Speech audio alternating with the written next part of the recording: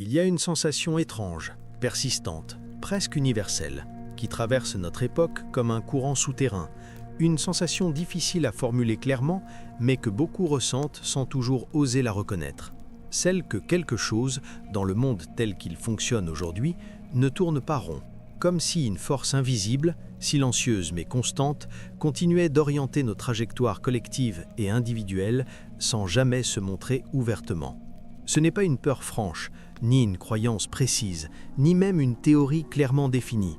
C'est plutôt un malaise diffus, une impression de décalage entre ce que l'on nous présente comme la réalité et ce que nous vivons intérieurement, comme si les décisions les plus importantes, celles qui façonnent nos vies, nos sociétés, notre avenir, étaient prises ailleurs, selon des logiques qui nous échappent. Et ce malaise ne date pas d'hier, il traverse les générations. Il se manifeste différemment selon les époques, les cultures, les contextes, mais il revient toujours sous une forme ou une autre, comme une question non résolue que l'humanité traîne derrière elle depuis très longtemps. Sommes-nous réellement seuls à décider de notre destin, ou bien sommes-nous encore influencés, guidés, contraints par quelque chose qui dépasse notre compréhension immédiate? Pendant longtemps, cette question a été reléguée au domaine du mythe, de la religion, de la superstition. Puis plus récemment à celui de la fiction ou de la théorie marginale, comme si la simple possibilité d'une influence invisible devait être disqualifiée pour préserver une vision rassurante du monde, celle d'une humanité pleinement souveraine, rationnelle, maîtresse de ses choix. Mais ce qui est troublant, ce n'est pas que certains y croient, c'est que même chez ceux qui rejettent catégoriquement toute idée d'influence extérieure, subsiste souvent une impression étrange, difficile à balayer complètement, celle que les grandes orientations du monde semblent suivre des schémas récurrents, des cycles, des logiques qui dépassent les intentions individuelles, comme si quelque chose se reproduisait encore et encore, indépendamment des discours officiels. Les empires tombent, mais les structures demeurent. Les technologies évoluent, mais les rapports de pouvoir se ressemblent. Les sociétés changent de visage, mais les mécanismes profonds restent étonnamment constants. Et cette répétition interroge.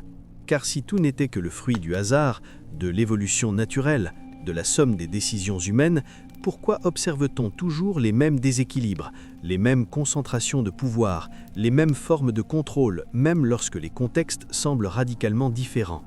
Pourquoi a-t-on parfois l'impression que l'histoire avance, non pas librement, mais à l'intérieur de rails invisibles, comme si certaines directions étaient favorisées, encouragées, tandis que d'autres restaient systématiquement marginales, étouffées, oubliées. Ce que nous allons explorer dans cette série n'est pas une théorie au sens classique du terme. Il ne s'agit pas de proposer une explication unique, simple et rassurante.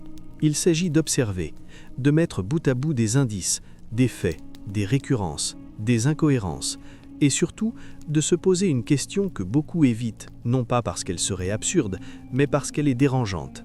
Et si quelque chose continuait réellement d'influencer notre monde, non pas de manière spectaculaire, mais de façon subtile, structurelle, presque imperceptible? Ce quelque chose n'a pas besoin d'être défini immédiatement. Il n'a pas besoin d'un nom, il n'a pas besoin d'une forme précise. Car ce qui importe, ce n'est pas de désigner un responsable, mais de reconnaître une influence, une pression, une orientation. Car une influence invisible est souvent bien plus puissante qu'une domination assumée. Elle ne s'impose pas, elle s'intègre, elle ne contraint pas toujours, elle incite, elle ne se montre pas, elle agit à travers des systèmes, des habitudes, des récits, des peurs, des désirs. Et c'est précisément ce qui la rend difficile à identifier. Lorsque quelque chose est omniprésent, on finit par ne plus le voir. Lorsque quelque chose structure le réel depuis trop longtemps, on finit par le confondre avec la réalité elle-même. Alors on explique, on rationalise, on normalise, on dit que c'est ainsi que le monde fonctionne, que c'est inévitable, que c'est la nature humaine. Mais cette explication, aussi pratique soit-elle, commence à montrer ses limites lorsque trop de personnes, à des endroits différents du globe, à des moments différents de leur vie, ressentent exactement le même malaise, la même fatigue, la même impression d'être pris dans un mouvement qui les dépasse. Ce malaise n'est pas une preuve en soi, mais il est un signal que quelque chose mérite d'être interrogé.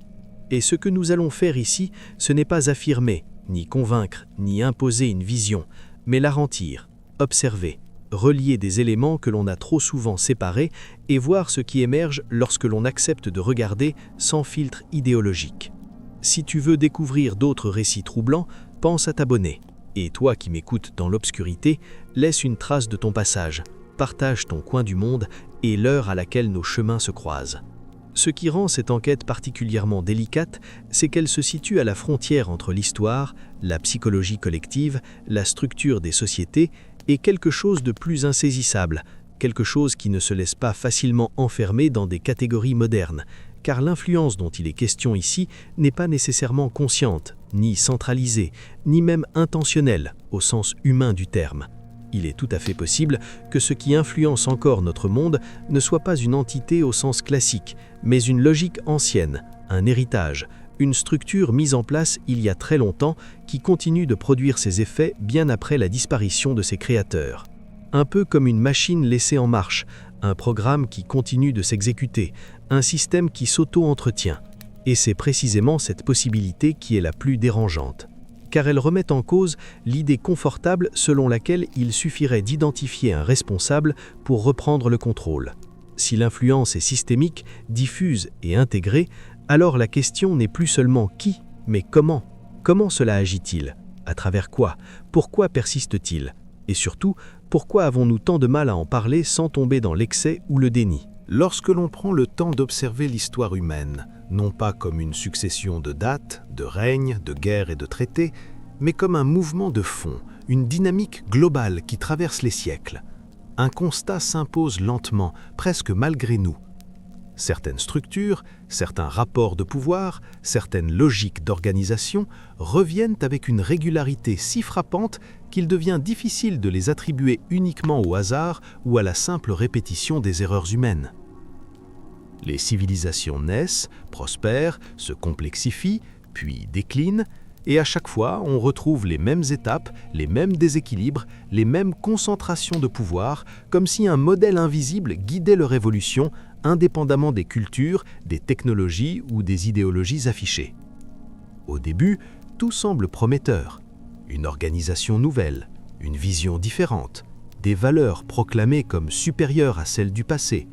Puis, progressivement, les centres de décision se resserrent, les structures se rigidifient, les marges se réduisent, et ce qui avait commencé comme une tentative d'émancipation finit par reproduire presque trait pour trait ce qu'elle prétendait remplacer. Ce phénomène est si fréquent qu'il est souvent banalisé. On parle de nature humaine, de corruption inévitable, de dérive du pouvoir. Mais ces explications, bien qu'utiles, deviennent insuffisantes lorsque l'on constate que les mêmes formes émergent même dans des contextes radicalement différents, comme si une matrice sous-jacente orientait systématiquement les trajectoires. Pourquoi les sociétés tendent-elles toujours vers la hiérarchisation extrême ? Pourquoi le pouvoir se concentre-t-il presque toujours entre les mêmes types d'acteurs, quelles que soient les époques ? Pourquoi les récits officiels finissent-ils toujours par masquer, simplifier ou effacer des pans entiers de l'histoire ? Pourquoi certaines connaissances disparaissent-elles régulièrement pour être redécouvertes plus tard, parfois sous une autre forme, parfois amputées de leur sens initial ? Ces répétitions ne sont pas seulement historiques, elles sont structurelles. Elles se retrouvent dans la manière dont les sociétés organisent le travail, la valeur, le temps, l'autorité, la transmission du savoir. Comme si certaines options étaient systématiquement favorisées, tandis que d'autres, pourtant viables, étaient écartées, oubliées ou discréditées. À ce stade, une question commence à émerger. Et si ces schémas n'étaient pas seulement le produit de décisions humaines isolées, mais le résultat d'un cadre plus large, d'une influence qui oriente les choix collectifs sans jamais apparaître directement. Non pas une main invisible au sens économique, mais une structure invisible au sens civilisationnel. Une logique qui privilégie certaines formes d'organisation parce qu'elles sont plus faciles à contrôler, à prédire, à maintenir dans le temps. Lorsque l'on observe les grandes transitions historiques, on remarque que les moments de rupture véritables, ceux où de nouvelles possibilités semblaient réellement émerger, sont souvent de courte durée. Très vite, quelque chose ramène l'ordre ancien, parfois sous un nouveau nom, parfois sous une nouvelle apparence, mais avec les mêmes fondations. Les révolutions remplacent des dirigeants, rarement des structures. Les changements de régime modifient les symboles, rarement les mécanismes profonds. Et ce constat devrait nous interroger. Car si l'humanité était réellement libre de choisir son organisation, pourquoi retombe-t-elle toujours dans les mêmes configurations ? Pourquoi certaines alternatives, pourtant expérimentées dans le passé, disparaissent-elles systématiquement des récits dominants ? Pourquoi l'histoire enseignée semble-t-elle toujours conduire vers le même type de monde, comme si tout le reste n'avait été qu'une parenthèse, une anomalie, un échec ? Ce n'est pas une accusation, c'est une observation. Une observation qui devient de plus en plus difficile à ignorer à mesure que l'on accumule les exemples. Lorsqu'on parle d'influence durable, profonde, presque omniprésente, l'erreur la plus courante consiste à l'imaginer sous une forme spectaculaire, brutale, immédiatement reconnaissable, alors que les forces les plus efficaces sont presque toujours celles qui agissent à bas bruit, dans la répétition, dans l'habitude, dans ce qui semble banal, normal, évident. Car une influence qui se montre trop clairement provoque la méfiance, alors qu'une influence qui s'intègre au quotidien finit par disparaître du champ de la conscience. Elle ne s'impose pas, elle s'installe, elle ne force pas, elle suggère, elle ne commande pas, elle conditionne. Et c'est précisément de cette manière que quelque chose peut continuer d'orienter notre monde sans jamais apparaître comme une autorité identifiable. Dans la manière dont nous percevons le temps, par exemple. Un temps fragmenté, découpé, accéléré, mesuré en unités toujours plus petites, toujours plus rentables, toujours plus optimisables, jusqu'à ce que l'expérience elle-même devienne secondaire par rapport à sa gestion. Vivre devient une succession de délais à respecter, d'objectifs à atteindre, de performances à maintenir, laissant de moins en moins d'espace pour l'imprévu, pour la lenteur, pour la contemplation, comme si le temps n'était plus un milieu dans lequel exister, mais une contrainte à maîtriser. Ce rapport au temps n'est pas neutre. Il façonne profondément la manière dont les individus pensent, ressentent, décident. Un être pressé pense rarement en profondeur. Un être saturé réfléchit rarement librement. Un être constamment occupé a peu d'espace pour remettre en question ce qui l'occupe. Et ce simple constat suffit à comprendre comment une influence peut se maintenir sans jamais avoir besoin d'imposer des ordres explicites. Elle agit en organisant les conditions mêmes de la pensée. Mais le temps n'est qu'un aspect. L'influence se manifeste aussi dans la manière dont la valeur est définie. Ce qui compte, ce qui mérite l'attention, ce qui est reconnu, récompensé, valorisé. Lorsque la valeur est réduite à des indicateurs chiffrés, à des performances mesurables, à des comparaisons constantes, l'individu apprend très tôt à s'évaluer lui-même à travers des critères externes, souvent imposés, rarement interrogés. Il apprend à se voir comme un ensemble de résultats plutôt que comme une expérience vivante. Et ce glissement est fondamental, car un individu qui se perçoit principalement à travers ce qu'il produit, ce qu'il montre, ce qu'il prouve, devient plus facilement orientable, plus facilement conditionnable, plus facilement intégrable dans des structures qui exploitent précisément cette logique. Même les désirs ne sont pas épargnés. Ils sont stimulés, canalisés, redirigés, présentés comme personnels alors qu'ils sont souvent le fruit d'un environnement soigneusement structuré. On croit choisir, mais on choisit presque toujours parmi des options déjà définies. On croit vouloir, mais on désire souvent ce qui est rendu désirable.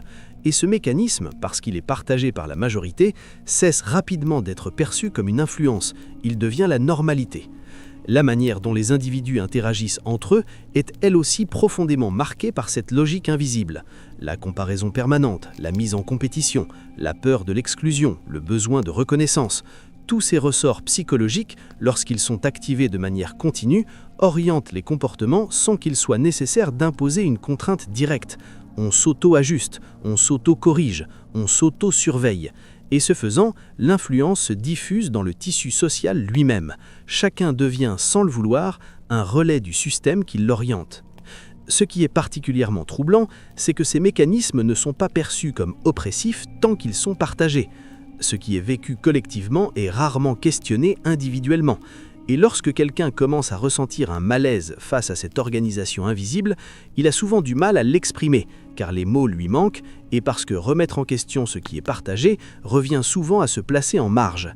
C'est peut-être pour cela que l'influence dont nous parlons ici est si difficile à prouver au sens classique du terme.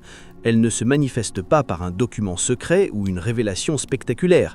Elle se manifeste par une cohérence globale, par une orientation constante, par une impression persistante que le monde fonctionne selon des logiques qui ne servent pas toujours le vivant, mais qui se perpétuent malgré tout. Et cette cohérence, lorsqu'on commence à la voir, devient difficile à ignorer. Elle ne dit pas qui influence, elle montre comment les conditions sont mises en place, comment les possibles sont restreints, comment certaines questions sont encouragées, tandis que d'autres restent impensables. Lorsqu'on observe attentivement les moments de l'histoire où un changement profond semblait possible, où des idées nouvelles, des formes d'organisation différentes, des manières inédites de penser le monde commençaient à émerger, on remarque un phénomène troublant, presque systématique. Ces tentatives, aussi prometteuses soient-elles, finissent presque toujours par être neutralisées, détournées, absorbées ou brutalement interrompues avant d'atteindre leur plein potentiel. Ce phénomène dépasse largement la simple opposition d'intérêts humains immédiats. Il dépasse les luttes politiques visibles, les conflits idéologiques déclarés, les résistances économiques identifiables. Car même lorsque des conditions favorables semblent réunies, même lorsque des sociétés entières paraissent prêtes à évoluer, quelque chose freine, ralentit, bloque, comme si une force d'inertie invisible s'opposait à toute transformation qui irait au-delà de simples ajustements superficiels. Les réformes sont tolérées, les changements de façade sont acceptés, les innovations techniques sont encouragées, mais les ruptures structurelles, celles qui remettent en cause la manière même dont le pouvoir, la valeur, le temps et le sens sont organisés, rencontrent presque toujours une résistance disproportionnée, parfois immédiate, parfois progressive, mais toujours efficace. Et cette résistance ne prend pas nécessairement la forme d'une répression brutale, elle peut se manifester par la dilution, par la récupération, par la normalisation. Une idée radicale devient une tendance, une critique profonde devient un discours acceptable, un mouvement transformateur devient une identité parmi d'autres. Et une fois intégrés, ces élans perdent leur capacité de perturbation. Ils cessent de menacer l'équilibre, ils deviennent gérables. Ce qui est troublant, c'est que ce mécanisme se répète, encore et encore, indépendamment des acteurs impliqués. Des individus différents, des contextes différents, des époques différentes, mais toujours la même issue, comme si le système global disposait de mécanismes automatiques de défense, capables de reconnaître toute tentative de sortie réelle du cadre et d'y répondre sans avoir besoin d'une coordination consciente. À ce stade, la question n'est plus seulement de savoir pourquoi les humains résistent au changement, mais pourquoi le changement lui-même semble rencontrer une opposition structurelle, comme si certaines directions étaient autorisées, tandis que d'autres étaient systématiquement bloquées. Les alternatives qui proposent simplement une amélioration de l'existant trouvent souvent leur place. Celles qui proposent une refonte complète disparaissent. Elles sont disqualifiées, ridiculisées, oubliées ou reléguées au rang d'utopies irréalistes. Ce phénomène est particulièrement visible lorsque des tentatives émergent pour repenser radicalement le rapport à la nature, au temps, à la hiérarchie, à la propriété, à la valeur humaine. Ces idées surgissent régulièrement dans différentes cultures, à différentes époques, portées par des penseurs, des communautés, des mouvements sincères. Et presque toujours, elles sont étouffées, soit par la violence, soit par l'assimilation, soit par l'effacement progressif de leur mémoire. Ce n'est pas une conspiration au sens classique. Il n'y a pas nécessairement de salle obscure où des décisions sont prises consciemment. Il y a plutôt une logique de préservation, un équilibre à maintenir, un cadre à défendre. Et cette logique semble fonctionner indépendamment des intentions individuelles. Même ceux qui souhaitent sincèrement le changement se retrouvent souvent contraints de composer avec des limites invisibles, des lignes qu'il ne faut pas franchir sous peine de perdre toute capacité d'action. À partir de là, une hypothèse commence à prendre forme. Et si ce qui influence encore notre monde n'était pas seulement un héritage passif, mais un système actif, capable de se maintenir, de s'adapter, de se défendre contre toute tentative de transformation profonde. Un système qui n'a pas besoin de penser comme un humain pour agir efficacement. Un système dont la priorité n'est pas le bien-être, ni la justice, ni l'épanouissement, mais la continuité de sa propre structure. Dans ce cas, les échecs VPT des ruptures profondes ne seraient plus des accidents, mais des mécanismes de stabilisation, des réponses automatiques à toute perturbation excessive. Et cette idée, aussi dérangeante soit-elle, permettrait d'expliquer pourquoi tant de tentatives sincères se heurtent à un mur invisible, pourquoi tant d'élan se dissipent avant d'avoir pu transformer durablement le monde. Il existe un moment particulier, rarement spectaculaire, rarement reconnu comme tel sur l'instant, où un système d'influence, aussi ancien et aussi bien intégré soit-il, commence à montrer des signes de saturation. Non pas parce qu'il serait soudainement attaqué de l'extérieur, mais parce qu'il devient trop dense, trop étendu, trop omniprésent pour continuer à fonctionner avec la même fluidité.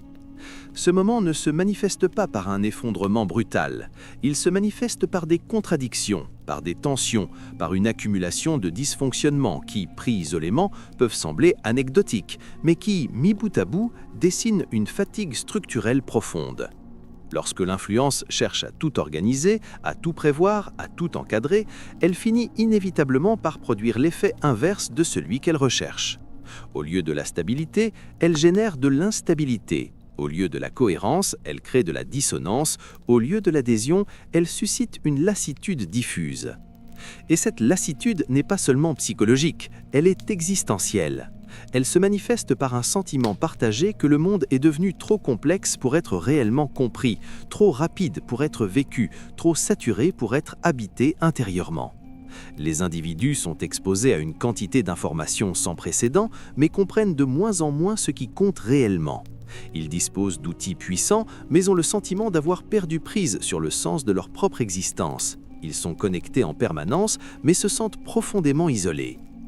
Ces paradoxes ne sont pas des accidents, ils sont les symptômes d'un système arrivé à un point où son expansion dépasse sa capacité d'intégration humaine. Car l'être humain n'est pas infini, son attention est limitée, sa capacité d'adaptation a des seuils. Et lorsqu'un cadre tente de s'imposer sans tenir compte de ses limites, il finit par provoquer un rejet, même silencieux, même inconscient. Ce rejet ne prend pas nécessairement la forme d'une opposition claire. Il se manifeste souvent par le désengagement, par le cynisme, par l'ironie, par une perte de foi dans les récits collectifs, par une impression que plus rien n'est réellement crédible, ni durable, ni digne de confiance. Et ce désengagement est dangereux pour toute influence fondée sur l'adhésion implicite. Car un individu désengagé peut encore fonctionner, mais il ne croit plus. Il applique sans adhérer, il obéit sans investir, il participe sans y mettre de sens. À grande échelle, ce phénomène crée une société qui continue d'avancer, mais sans conviction, sans direction intérieure claire, comme un organisme qui survit par réflexe plutôt que par élan vital. C'est souvent à ce stade que l'influence commence à se rendre visible malgré elle. Non pas parce qu'elle se révèle volontairement, mais parce qu'elle doit compenser. Elle doit renforcer les contrôles, multiplier les incitations, accélérer les rythmes, durcir les cadres. Elle devient plus rigide, plus nerveuse, moins tolérante à l'imprévu. Et cette rigidité est un aveu. Car ce qui est réellement stable n'a pas besoin de se défendre constamment. Ce qui est réellement accepté n'a pas besoin d'être réaffirmé sans cesse. Lorsque l'influence commence à saturer, elle perd sa capacité d'adaptation fine. Elle réagit de manière excessive à des perturbations mineures. Elle traite la complexité humaine comme un problème à corriger, plutôt que comme une richesse à intégrer. C'est précisément dans ces moments que les fissures apparaissent. Des discours officiels qui se contredisent, des décisions qui semblent déconnectées de la réalité vécue, des réponses simplistes à des problèmes profondément complexes, et surtout une perte progressive de légitimité intérieure. Les individus peuvent encore obéir extérieurement, mais intérieurement, quelque chose se retire, une confiance, une croyance, un sentiment d'appartenance. Et ce retrait, même silencieux, est irréversible à l'échelle individuelle, car on peut contraindre un comportement, on ne peut pas forcer une conviction. Ce qui est particulièrement révélateur, c'est que cette fissuration s'accompagne souvent d'un regain d'intérêt pour des questions que l'influence dominante avait longtemps reléguées à la marge. Le sens, l'origine, la finalité, la place de l'humain dans le monde, la mémoire ancienne, les cycles, les récits oubliés. Ce mouvement n'est pas nécessairement cohérent, il est parfois confus, parfois contradictoire, mais il révèle une chose essentielle. Lorsque l'influence dominante ne parvient plus à fournir un récit satisfaisant, l'humanité cherche ailleurs. Non pas par nostalgie, mais par nécessité intérieure. Et cette recherche est dangereuse pour un système fondé sur l'oubli, sur la fragmentation, sur la séparation entre le vécu et le sens. Arrivé à ce point du chemin, après avoir observé les répétitions de l'histoire, les mécanismes invisibles du quotidien, les résistances systématiques aux changements profonds et les signes de saturation d'un contrôle devenu trop dense pour rester totalement caché, une évidence commence à émerger, non pas comme une révélation brutale, mais comme une compréhension lente, presque inconfortable, qui ne peut plus être ignorée. Ce n'est pas une théorie, car une théorie peut être rejetée, débattue, remplacée par une autre. Ce que nous avons traversé ici ressemble davantage à un faisceau d'indices, à une cohérence qui se dessine lorsqu'on accepte de relier des éléments que l'on nous a longtemps appris à considérer séparément, comme si l'histoire, la psychologie collective, les structures sociales et le malaise contemporain n'avaient rien à voir les uns avec les autres. Et pourtant, une fois reliés, ces éléments racontent une histoire troublante. Non pas l'histoire d'un complot simpliste, non pas celle d'une entité unique tirant toutes les ficelles, mais celle d'une influence persistante, profonde, structurante, qui façonne les conditions mêmes dans lesquelles l'humanité pense, choisit, agit, souvent sans en avoir pleinement conscience. Ce qui influence encore notre monde n'a pas besoin de se montrer. Il n'a pas besoin d'être adoré, craint ou nommé. Il agit à travers les cadres, à travers les rythmes, à travers les normes, à travers ce qui est considéré comme normal, acceptable, réaliste. Et c'est précisément pour cela qu'il est si difficile à remettre en question. Car remettre en question une influence invisible, c'est remettre en question la réalité telle qu'on l'a apprise. C'est accepter l'idée dérangeante que certaines de nos certitudes les plus profondes ne sont peut-être pas aussi naturelles qu'on nous l'a fait croire, que certaines limites que nous percevons comme évidentes sont peut-être construites, que certaines directions que nous suivons collectivement ne sont peut-être pas les seules possibles. À ce stade, une tentation apparaît souvent, celle de chercher un responsable clair, un nom, une origine précise, un qui. Mais cette tentation, bien que compréhensible, risque de nous faire manquer l'essentiel. Car si l'influence dont nous parlons est systémique, diffuse, intégrée, alors elle ne se combat pas comme un ennemi extérieur. Elle ne se renverse pas par une révélation unique. Elle ne disparaît pas parce qu'on l'a identifiée. Elle se dissout autrement, plus lentement, plus intérieurement. Ce qui reste, quand on ne peut plus faire semblant de ne pas voir, ce n'est pas la peur, ce n'est pas non plus la certitude, c'est une responsabilité nouvelle. La responsabilité de regarder le monde avec un peu plus de lucidité, même lorsque cette lucidité est inconfortable, même lorsqu'elle ne débouche pas immédiatement sur des solutions claires. Car voir, réellement voir, modifie déjà la relation que l'on entretient avec ce qui nous influence. Une influence invisible tire sa force de l'adhésion implicite, de l'automatisme, de l'acceptation sans questionnement. Lorsque cette adhésion commence à se fissurer, même légèrement, même chez un nombre réduit d'individus, quelque chose change dans le champ collectif. Non pas de manière spectaculaire, mais de manière irréversible. L'humanité n'a peut-être pas encore les moyens de sortir complètement de l'influence qui la traverse, mais elle commence lentement à ne plus s'y confondre entièrement. Et cette différence est fondamentale, car il y a une différence immense entre être influencé et être possédé, entre être orienté et ne pas être inconscient de cette orientation, entre participer à un système et croire qu'il est la seule réalité possible.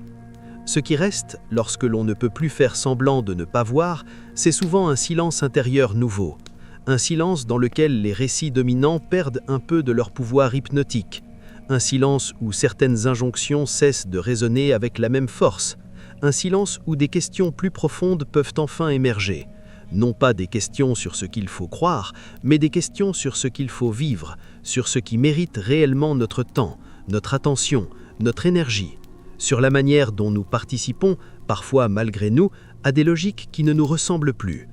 Ce silence peut être déstabilisant, car il ne fournit pas de réponse immédiate, il ne rassure pas, il ne promet pas un avenir clair, mais il offre quelque chose de rare, un espace intérieur où l'influence ne règne plus totalement. Et c'est peut-être dans cet espace que commence la seule forme de liberté réellement possible dans un monde structuré par des forces anciennes et puissantes. Non pas la liberté de tout changer, mais la liberté de ne plus être entièrement façonné de l'intérieur, la liberté de choisir, parfois à contre-courant, la lenteur plutôt que l'accélération, la profondeur plutôt que la saturation permanente. Cela peut sembler dérisoire face à l'ampleur des structures que nous avons évoquées, mais les influences les plus durables ne sont pas toujours combattues frontalement.